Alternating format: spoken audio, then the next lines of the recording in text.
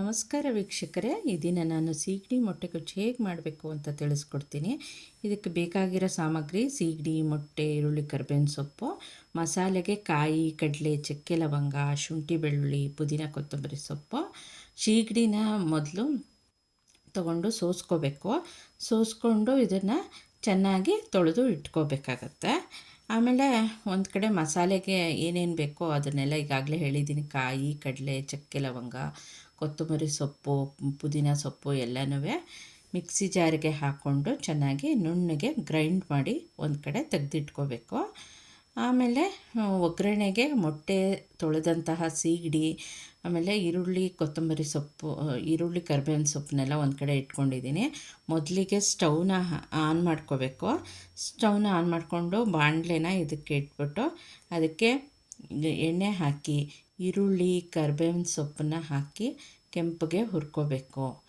ಕೆಂಪಗೆ ಹುರ್ಕೊಂಡು ಇದಕ್ಕೆ ಒಂದೆರಡು ನಿಮಿಷ ಕೆಂಪಗಾದಮೇಲೆ ಸೀಗಡಿಯನ್ನು ಸೇರಿಸ್ಬೇಕು. ಸೀಗಡಿಯನ್ನು ಸೇರಿಸಿ ಸೀಗಡಿನೂ ಕೆಂಪಗೆ ಘಮ್ ಅನ್ನೋವರೆಗೂ ಹುರಿದುಕೊಳ್ಳೋಣ.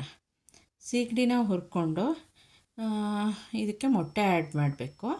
ಸೀಗಡಿನ ನಾವು ಏನಕ್ಕೆ ಉಪಯೋಗಿಸ್ತೀವಿ ಅಂದರೆ ಇದು ತುಂಬ ಹೀಟ್ ಪದಾರ್ಥ. ಆದ್ದರಿಂದ ಬಾಣಂತಿರು ಮತ್ತು ಶೀತ ಕೆಮ್ಮು ಇರೋರು ಎಲ್ಲನೂ ಈ ಸಾಂಬಾರನ್ನ ಉಪಯೋಗಿಸಿದ್ರೆ ಶೀತ ಕೆಮ್ಮು ಎಲ್ಲ ಕಮ್ಮಿ ಆಗುತ್ತೆ. ಮತ್ತು ಮೊಟ್ಟೆ ಒಡೆದಂಥ 3 ಮೊಟ್ಟೆನ ತೊಗೊಂಡಿದ್ದೀನಲ್ಲ, ಇದನ್ನು ಒಡೆದು ಈ ಎಣ್ಣೆ ಒಗ್ಗರಣೆಗೆ ಹಾಕ್ಕೊಳ್ಬೇಕು. ಹಾಕ್ಕೊಂಡು ಮೊಟ್ಟೆನ ಚೆನ್ನಾಗಿ ಫ್ರೈ ಮಾಡಬೇಕು. ಎಣ್ಣೆನಲ್ಲೇ ಫ್ರೈ ಮಾಡಬೇಕು.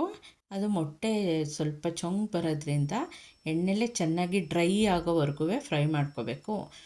ಮೊಟ್ಟೆ ಒಂದು ದಪ್ಪಕ್ಕೆ ಇರೋ ಪೀಸ್ ಹಂಗೆ ಸಿಗೋ ಹಾಗೆ ನಾವು ಅದನ್ನು ಚೆನ್ನಾಗಿ ಹುರಿದು ಇಟ್ಕೊಳ್ಬೇಕು. ಆಮೇಲೆ ಈ ಹುರಿದು ಇಟ್ಕೊಂಡಿರೋಂತಹ ಮೊಟ್ಟೆಗೆ ನಾವು ರುಬ್ಬಿದಂತಹ ಮಸಾಲೆನ ಆ್ಯಡ್ ಮಾಡ್ಕೋಬೇಕಾಗತ್ತೆ.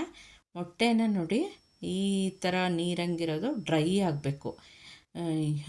ಅದರಲ್ಲಿ ನೀರಿನ ಅಂಶ ಎಲ್ಲ ಹೋಗಿ ಈ ರೀತಿ ಡ್ರೈ ಆಗೋ ರೀತಿ ಚೆನ್ನಾಗಿ ಹುರ್ಕೊಂಡಿದ್ದೀವಿ ನೋಡಿ. ಈಗ ಕಾಣಿಸ್ತಾ ಇದೆಯಲ್ಲ, ಈ ರೀತಿ ಡ್ರೈ ಆಗಿರಬೇಕು.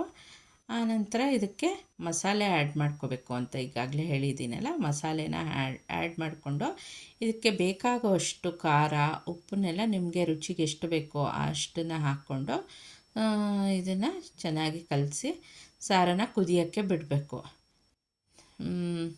ಸಾರು ಈಗ ಕುದೀತಾ ಇದೆ. ಸ್ವಲ್ಪ ಗೊಜ್ಜು ಗಟ್ಟಿಯಾದ್ರಿಂದ ಇದಕ್ಕೆ ಒಂಚೂರು ನೀರು ಆ್ಯಡ್ ಮಾಡ್ಕೊಳ್ಳೋಣ.